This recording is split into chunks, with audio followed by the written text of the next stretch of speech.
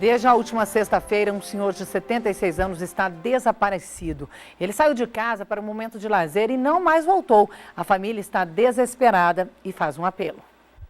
Desde a última sexta-feira, dona Antonina não tira os olhos do monitor da câmera de segurança. Angustiada, ela aguarda a chegada do marido desaparecido. Dia e noite, esperando que ele chegue, que alguém o traga ou que ele venha por si, mas são 3 noites, 3 dias completos que eu fico aqui olhando e eu não vejo nada, ele não chegou. Jorge tem 76 anos e há 5 sofre com uma fase inicial do mal de Alzheimer, que causa a perda de memória. Porém, com o acompanhamento médico e o uso de remédios controlados, leva a uma vida normal. No dia 5, decidiu sair para pescar no Horto Florestal. Desde então, não foi mais visto. Todos que foram até lá, todos amigos, corpo de bombeiro, polícia, ninguém encontrou nada dele. Nenhum apetrecho da pescaria. Eu expliquei com tudo que ele foi, nada foi encontrado. Então, a gente às vezes pode pensar que ele está com medo, escondido, tudo isso. Um boletim de ocorrência foi elaborado e buscas já foram realizadas. Porém, até o momento, nenhuma pista foi encontrada. A esposa faz um apelo, caso alguém tenha visto o marido, que no dia que saiu de casa, vestia uma calça de moletom azul marinho, camisa de malha de manga longa e uma bota de pescaria de cano alto. Se alguém tiver alguma notícia, se alguém estiver cuidando dele por acaso, que entre em contato. O meu telefone é 3534-3634. Por favor, que a gente está sofrendo demais, uma angústia muito grande, um desespero até. Tem horas que chega, principalmente à noite, o desespero é muito grande, de toda a família. Olha, se você tem alguma informação, não deixe de comunicar à família pelo telefone 3534-3634. Olha, eu vou repetir para você, é o 3534-3634. Ou também acione a polícia. E como você viu na reportagem, o que pode ter influenciado neste desaparecimento é que o senhor Jorge Bento Soares, de 76 anos, está em fase inicial do Alzheimer. E, segundo especialistas, é uma situação muito comum de acontecer. Mas quem vai explicar melhor para a gente sobre este problema de saúde é o coordenador do PROCDA da Unesp, né, que é o Programa de Cinesioterapia Funcional e Cognitiva de Idosos com Doença de Alzheimer, José Luiz Riane Costa. Boa tarde, Riane. Muito obrigada por aceitar nosso convite para discutir um pouco sobre esse assunto. Boa tarde. É sempre importante aproveitar essa oportunidade. É um momento muito triste, né, da Unesp. Estamos todos também preocupados com a situação do seu Jorge, a família, e temos tido contato com eles. Mas é uma situação, infelizmente, que na fase inicial da doença, quando a pessoa está ainda em atividade e tem essa possibilidade de perder-se, né, e ficar desorientada. Isso já foi estudado, teve uma dissertação de mestrado na Federal de São Carlos e minha filha, que é fisioterapeuta, fez esse estudo lá. E isso tem relatado no mundo todo o problema dessa possibilidade de idosos com doença de Alzheimer perder-se. Porque a pessoa com problema de saúde, com este problema de saúde, ela não pode se isolar, né? Ela deve continuar com o convívio social para, inclusive, ajudar no tratamento. Porém, ela não pode ficar sozinha ou sair sozinha, é isso mesmo? O problema é que, quando acontece um primeiro episódio, a tendência é que a família restrinja a atividade do idoso. E aí, quando ele fica mais retido dentro de casa, sem atividade física, sem convívio com outras pessoas, isso é pior para a doença. Então é importante que continue tendo contato. Agora, como resolver isso? A família muitas vezes não consegue o tempo todo estar acompanhando cada movimento. E as pessoas, às vezes, a portadora da doença, ela não aceita também, né? Primeira coisa, é importante saber que tem a doença, né? Nós temos sempre defendido, às vezes a família, para poupar o idoso, evita falar. No caso do seu Jorge, ele sabia que tinha a doença, mesmo porque quando ele se sentir perdido, ele fala: olha, eu tenho doença de Alzheimer, eu preciso ir para casa. E para isso é importante também que o idoso tenha isso de um modo geral, e com doença de Alzheimer em particular, algum fator de identificação, né? Ou um papel, uma pulseira, uma corrente que tenha nome, endereço, telefone, pessoas de contato. Sabemos que isso pode ser mal utilizado em outras situações, é um dilema, né? Mas isso é uma possibilidade. Em alguns países tem sido usado o GPS, né? Um aparelho para identificar o deslocamento da pessoa. Tem discussões filosóficas sobre isso, se tiraria a liberdade do idoso. Teve uma pesquisa sobre isso também na Federal de São Carlos, mas é uma situação que ainda não está resolvida. E como você disse, o senhor Jorge, ele faz parte desse programa da Unesp aí, que ajuda no tratamento das pessoas com esse tipo de problema de saúde, né? Há quanto tempo ele está frequentando lá? Ele já frequenta há algum tempo, ele fez parte de um protocolo do exercício na esteira, tem feito exercícios em geral, tem feito exercícios cognitivos também.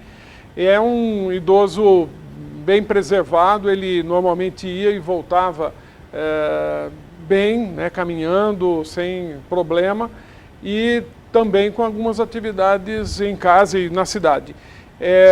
O problema que a gente tem discutido é que, além da família, a sociedade e o Estado precisam ter esse problema em conta. Então, nós temos proposto, por exemplo, que cada caso de idoso que se perca tenha um registro, uma folha, uma forma e de registro de notificação desse desaparecimento. Mesmo que seja pequeno, mesmo que seja um momento só de desorientação, logo conseguiu encontrar, a gente ter isso registrado. Ter uma central de informações no município sobre esses episódios. Então, por quê? A hora é a Defesa Civil, outra hora é Corpo de Bombeiro, Falta é a Polícia. muito a investir, então, nesse assunto. assunto. Isso, unificar todos os serviços. Dizer isso para a população. Quando a gente sente que encontrou um idoso que está meio perdido, ou porque desceu do ônibus no ponto errado às vezes, ou porque entrou para comprar alguma coisa na farmácia ou numa padaria e depois não sabe mais se está indo para casa ou não. Enfim, a sociedade e os órgãos públicos estarem preparados, né? Tá preparado para isso, o idoso, né? que esteja nessa situação. Agora, falando em relação à doença mesmo, é claro que precisa de um diagnóstico médico, como já foi falado aqui, porém, o que as pessoas devem ficar atentas, então, para detectar o mal de Alzheimer? Algumas vezes o primeiro episódio é essa desorientação, é o idoso perder-se quando vai a algum lugar, e isso pode estar associado, além da doença, desidratação. Por exemplo, o idoso, mesmo que ainda preservado cognitivamente, que esteja desidratado, ou com febre, ou que esteja sob o uso de algum medicamento, pode ter essa desorientação. Então, esse é um primeiro fator. A doença é mais caracteristicamente conhecida pelos problemas de memória, principalmente memória recente. Mas não é só isso, né? Não é só isso, tem alterações também de percepção de tempo e espaço, tem alterações de comportamento. Mas esses sintomas, eles aparecem juntos? Olha, existe um conjunto que é o mais frequente. Existem exceções e também não há uma obrigatoriedade na sequência dos sintomas. Então podem aparecer alucinações, podem aparecer delírios, podem aparecer distúrbios do sono, apatia, sintomas depressivos, todo esse quadro pode compor a doença de Alzheimer. E na fase inicial, as principais características são essas: repetitividade de uma mesma frase, de uma mesma informação, dificuldade para encontrar as coisas que tem no seu dia a dia como chave, objeto, guardar objetos na casa e no lugar errado, esquecer-se de compromissos, ter problema no controle das finanças. E a partir de que idade é mais comum o surgimento? A doença de Alzheimer é tipicamente uma doença da população idosa. Então é acima de 60 anos, principalmente acima de 65 anos de idade. Raríssimos casos antes disso, mas também podem acontecer. Então é uma doença tipicamente do idoso, e quanto mais velha a pessoa, ou mais idosa a população, maior a probabilidade da doença. É uma doença genética? Ela tem algum componente, mas principalmente quando os casos que acontecem mais precocemente.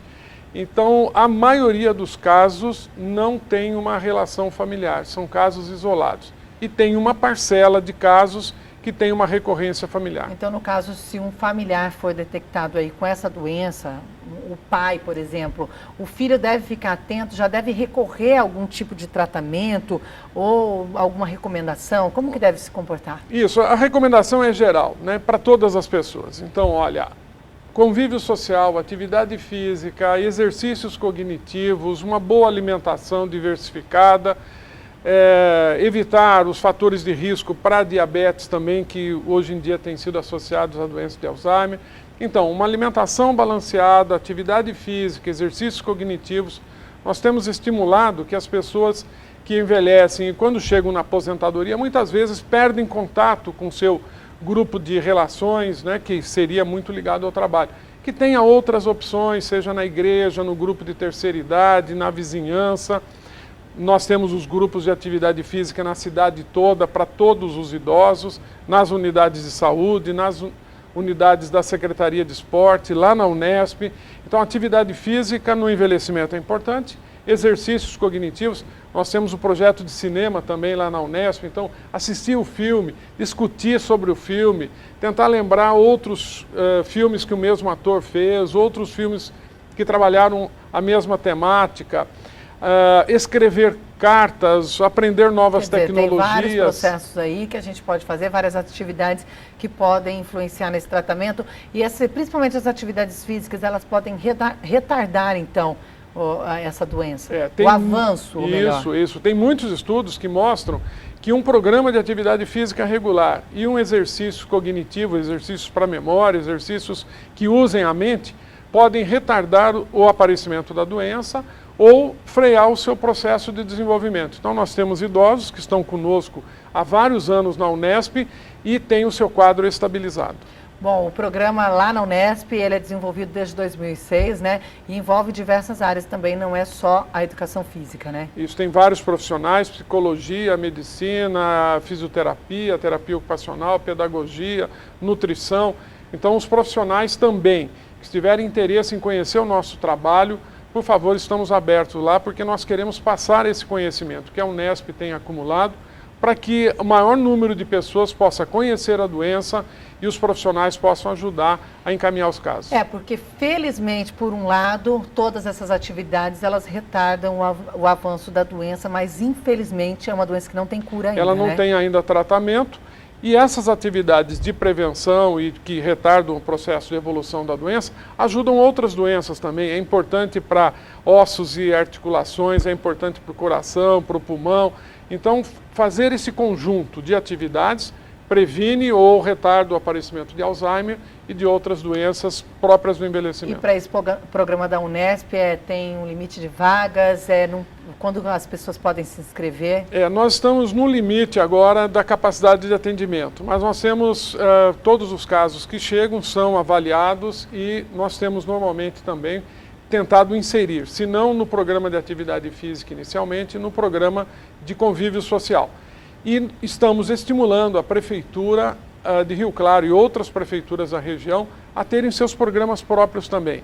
Então, a Secretaria de Saúde, Secretaria de Esporte, Secretaria de Ação Social podem ter programas. Poder ampliar e atender essas pessoas. E aí Porque, atender muito mais gente. De acordo aqui com a Associação Brasileira de Alzheimer, estima-se que existam no mundo mais de 35 milhões de pessoas com a doença de Alzheimer. No Brasil, há cerca de 1.200.000 pessoas, 1.200.000 casos, a maior parte deles ainda sem diagnóstico. A pessoa ainda não sabe que tem e está com esse problema de saúde, né? Então, e isso é uma situação que a ABRAS, né, a Associação Brasileira de Alzheimer, nós precisamos ter uma unidade aqui em Rio Claro também. Então, aproveitando a oportunidade que os familiares, junto com profissionais de saúde, nós temos um grupo de pessoas lá do mestrado, que são daqui de Rio Claro, que estão interessadas em ajudar a formar a ABRAS aqui em Rio Claro. E aí é um espaço de troca de informações. Nós temos percebido que é muito importante para a família ter com quem dialogar, trocar experiências. Então, que o caso do seu Jorge nos ajude a discutir melhor esse problema, que é uma situação que, com o envelhecimento da população, tanto mais casos nós teremos nos próximos anos. Olha, Riane, parabéns por esse trabalho desenvolvido lá na Unesp e o programa está aberto aí para quando quiser discutir o assunto. Olha, eu acho que essa questão de saúde e envelhecimento é sempre importante, estamos abertos. Se vocês quiserem introduzir uma discussão periódica sobre aspectos de saúde, eu e outros professores da Unesp estamos à disposição. E torcer todos aqui para que a gente encontre logo o seu Jorge, ele esteja bem e volte tanto ao convívio da família quanto o nosso lá na Unesp, que está todo mundo esperando o seu Jorge. Ok, muito obrigada. O Rio Claro Notícias fica por aqui. Para mais informações, acesse o nosso portal na internet, o tvclaré.com. Uma ótima tarde para você e até amanhã.